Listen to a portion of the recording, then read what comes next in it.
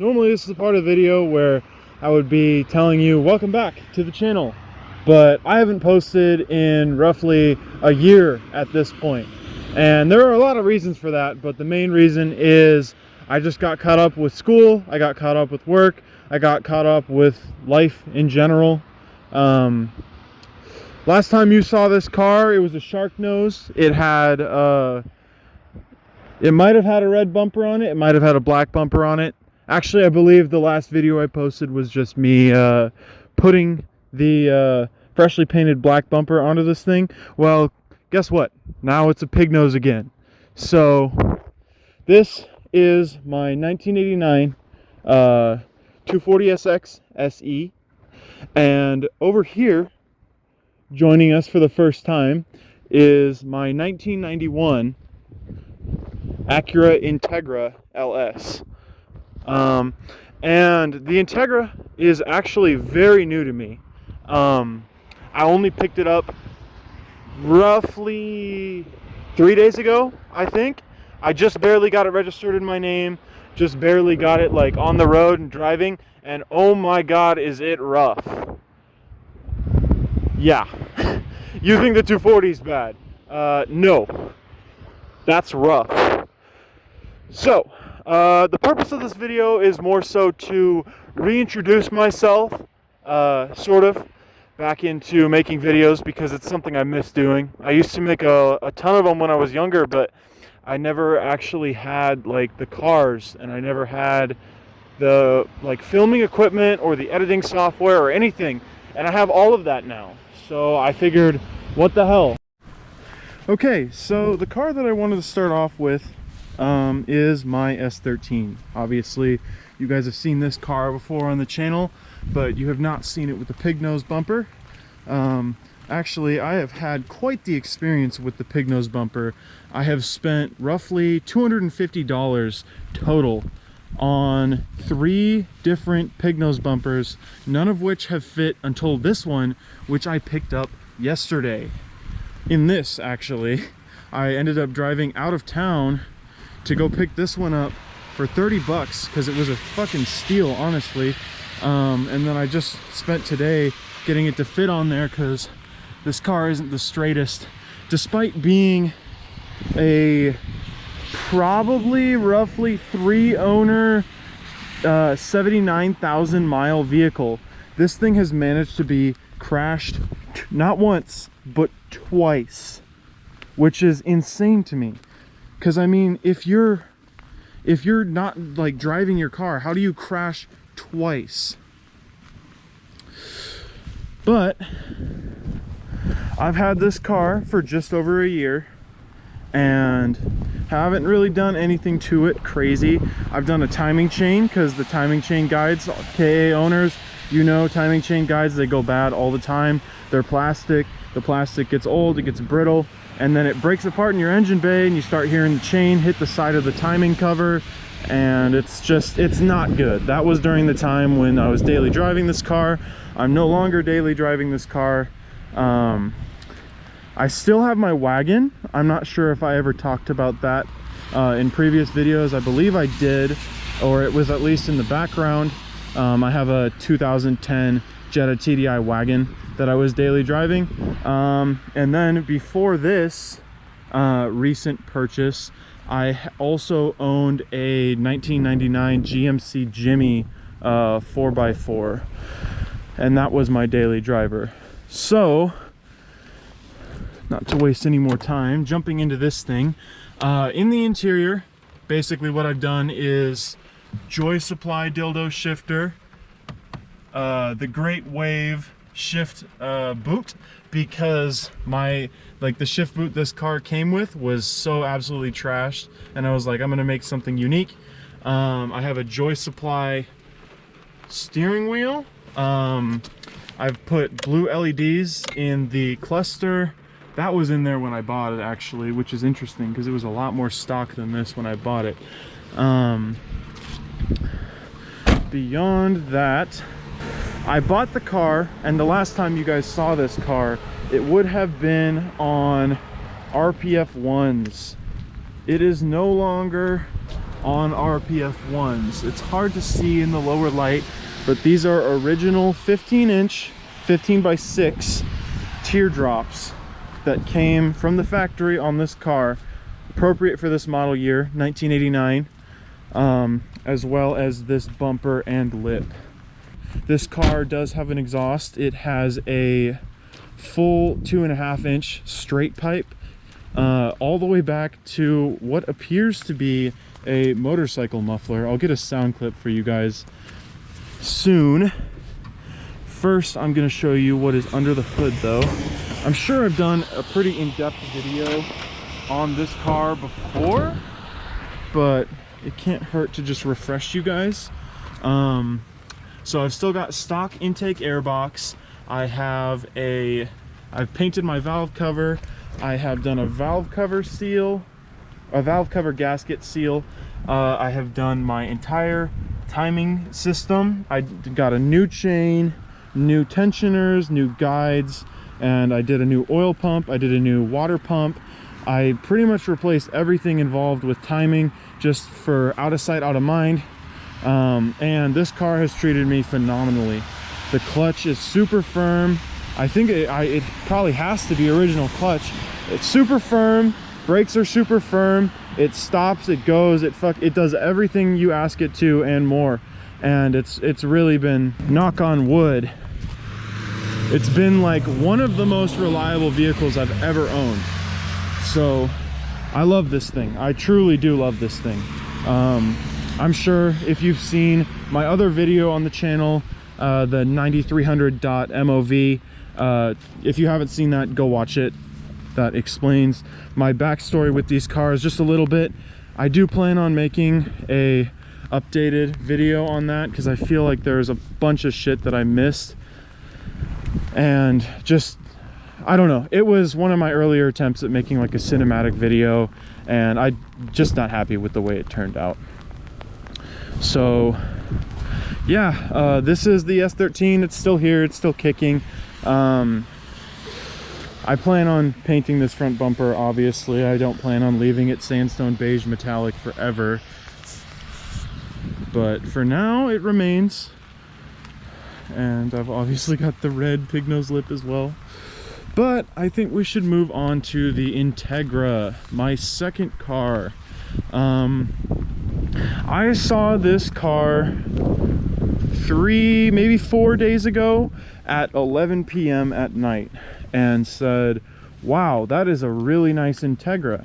And I had never ever had eyes or looked at a DA before and been like, oh, that's what I want. I'd always been looking at DCs. I was like, that's what I wanted, a JDM Type R DC. I've always been into Hondas. The 240 was only the third car that I really wanted. The first car I ever truly really wanted was a EG Civic hatch, actually. And I didn't end up getting one of those because I kind of fell out of love with them by the time that I was actually able to get a license. But I've always been into these more tunery cars, despite the fact that I grew up in the Midwest and there weren't as many of them there back in the 2000s when I was super young. But yeah, this is a 1991 Acura Integra. Don't let the Honda badge fool you. LS, I believe that is the base model. And this car has a B18 A1, which is the dual overhead cam B series that I mean came from the factory in these cars.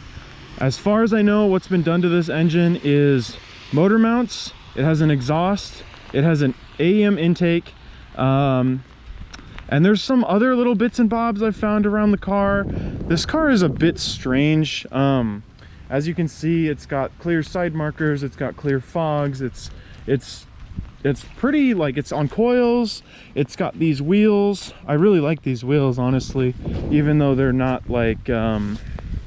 they're obviously not real. They're just cheap, kind of generic unbranded wheels.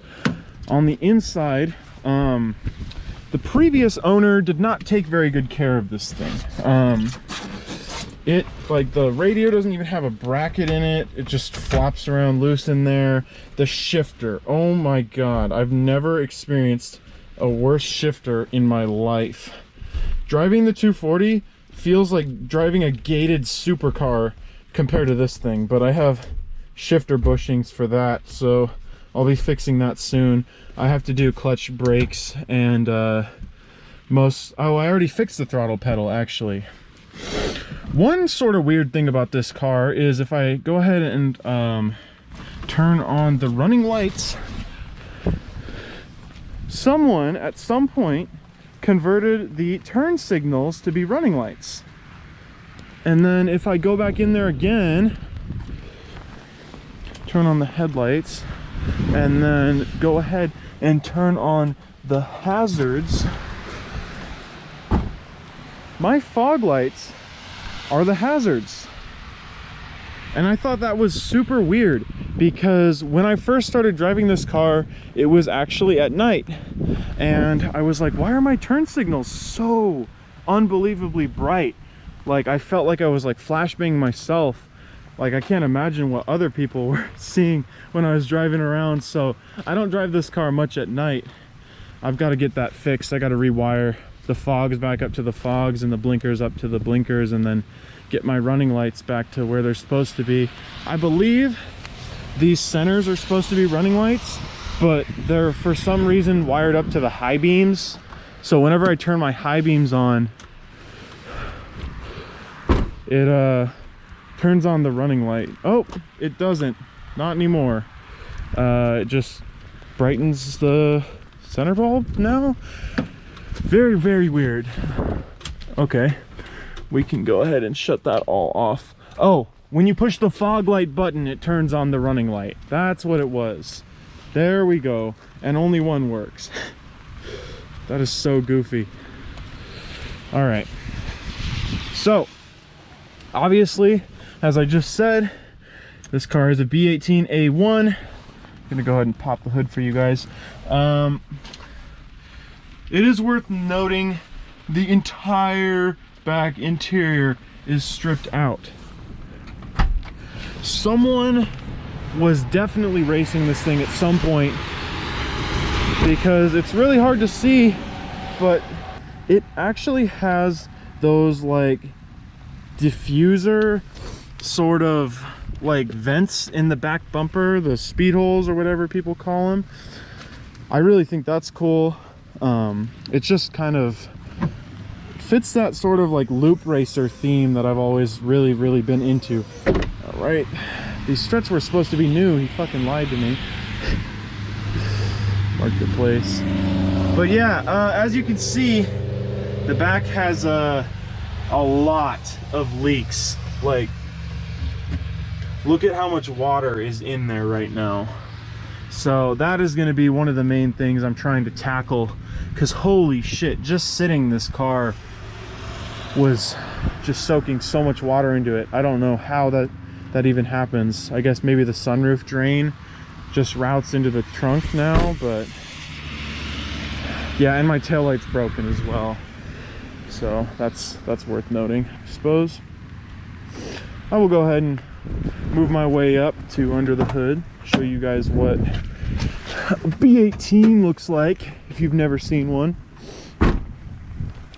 The mileage of this car is sitting at a whopping 230,000 miles, and it's still kicking.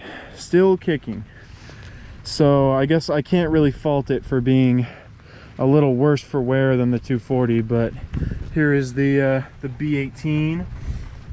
Here is the AEM intake system. Everything is kind of just in here. Those are the Hazsport mounts that I mentioned it has, and then obviously has an exhaust as well. For some reason it still has EGR, which is weird considering the fact that power steering is deleted, AC is deleted, everything's deleted off this engine. It's only running an alternator on the accessories, so I don't know why he kept EGR, but whatever. I guess that's one thing for me to delete. So I'm actually not sure how long I will be keeping this car. This car I'm kind of a bit on the fence about, because it kind of came at a weird time where I'm really trying to save like every penny I get and try to put it towards this car. But at the same time, I saw this thing and it was like love at first sight, honestly. And this thing is hell to daily drive. Like, this thing is a nightmare. But I also don't want to be driving my 240 every day, because then I get scared someone's going to crash into me, because Idaho drivers are fucking idiots. And it's just kind of a dilemma. Like, I have my wagon, and this would be like another like sort of project-y car, and I feel like I worry that it's going to take my attention away from the 240, which, I mean, I want to be my like main car, because it has so much that it needs. Like, I need to redo both quarter panels, I need to pull those out, I need to get it on a frame machine at some point so I can fix the front frame rails, I need to cut off sections of the front frame rails and splice on new fucking sections of frame rail. And oh my gosh, there's so much that this car needs, just because it's been so neglected. But when it comes to this thing's been relatively well taken care of, aside from a few kind of dodgy things. Like, that is the antenna delete, that is just Bondo. Tried sticking a magnet to that and it absolutely just did not stick. It went straight for the areas around, it would just pull it right to the side. But yeah, this thing's honestly, it's not bad. Like, the body's pretty straight. There's obviously dents here and there, like there's a dent in the door, there's a dent in the passenger side fenders, little dents in the quarter panels, but there's no like major Bondo presence. I went over the whole car with a magnet, and the magnet stuck really strong, so I know there's probably a little bit of Bondo, but I guarantee it's very thin. And it seems like this car was relatively cared for. Someone definitely liked racing it around at the very least. I really do like the paint matched lip. I think that was a good touch. These wheels are actually Plastidiped. It may look like they're just so sunk in you can't see the color of the center, but they are black in the center. But it's just Plastidiped, and I've been sort of peeling that off, but I really like the way it looks with black centers and then polished barrels. But yeah, I'm getting off topic. Currently, this is the fleet, these two cars. My Jetta is at home with a clogged DPF and a number of other like little hiccups and just weird European shit that I don't really care for. The Integra, I'll let you listen to the Integra first. Not sure if I've actually let you guys listen to, no, you guys haven't even heard the 240 with its aftermarket exhaust. But let me just find my Integra key, because I have both of the keys on the same keychain. There it is.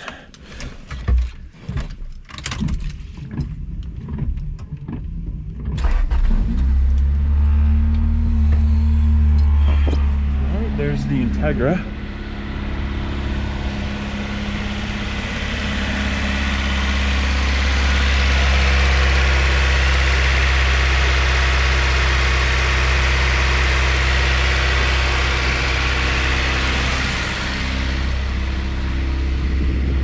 A mild exhaust, nothing crazy.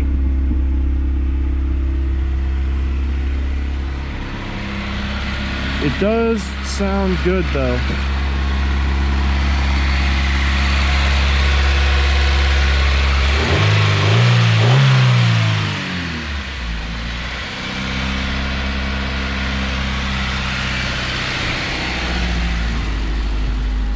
This car has a, oh my gosh, so you'll behave for the video, huh? It has a notorious high idle issue.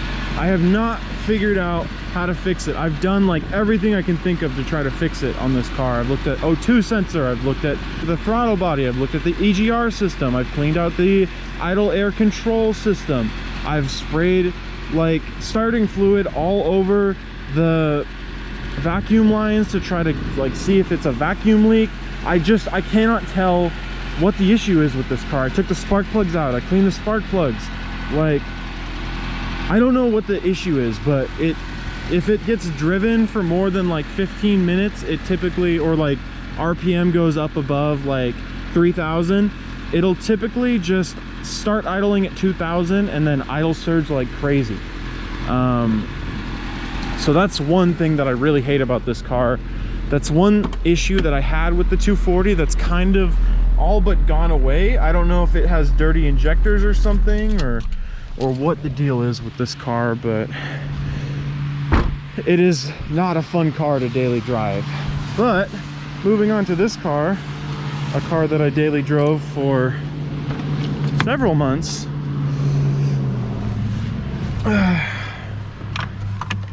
This car was honestly a dream to daily drive. I loved getting to drive this thing every day. But as you can hear, this thing's got a lot more of a throaty note to it. Oh, and now you're gonna act up. Dude, it's like they're learning from each other.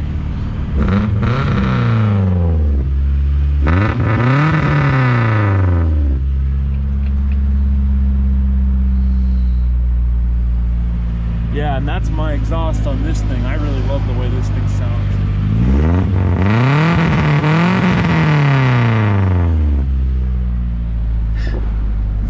KAs sound fucking good.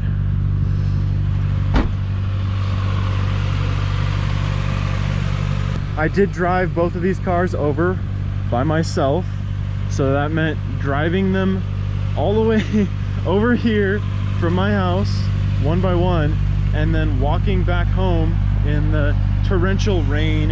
Hopefully this video sheds some light on where I've been after making three videos that are still on the channel, and then sort of dropping off the face of the earth despite really wanting to continue to make some content. Maybe I'll go to Non-Surrey. I really want to go to Non-Surrey. Oh, I should show you this actually. This is one thing I wired into this car that I thought was kind of cool. If you turn on the hazards, I've got these. This is a blinker kit from, I don't remember the company name. Shoot, why can't I remember? I don't know. I'm sure you guys know. I'm sure you guys have seen it on social media. It's pretty popular. I think it's pretty well known about, so. But yeah, that is most likely going to be it. If you sat through the whole video of me showing my two shit boxes, thank you. Hopefully you like what you see. Hopefully you can meet some people who have similar tastes as me. Loop Racer Honda and fucking Kaido Racer fucking S13. I just don't have the money to get the body parts that I want to get for this thing. I want to get some D-Speed aero, I want to get some B-Wave aero. I want to just like really make this thing a nice old style car. Now that they're getting to be like 33 years old, I kind of really grew out of like the whole, oh, drift it, fucking slide it into walls and shit type of mentality that I had when I was 15. I'm really glad I didn't own one of these back then, but at the same time I can't help but be a little salty that I didn't get to experience when these were super cheap, because it is a bit nerve-wracking wanting to drive the balls off this car and kind of being scared, honestly, that I'll crash it or I'll break something that I won't be able to find parts to replace. Like seriously, in Idaho, Boise specifically, I can only name about 10 other cars in all of Idaho, and that's like ones I've seen on social media too. That's not even people that I know. I'm sure there's way more than that, but there sure as hell aren't any people selling parts. So this bumper was just like a 1 in a million find that I happened to see on Marketplace. But yeah, thanks for sticking around through the video. Thank you for watching, and hopefully you see another video. Thank you.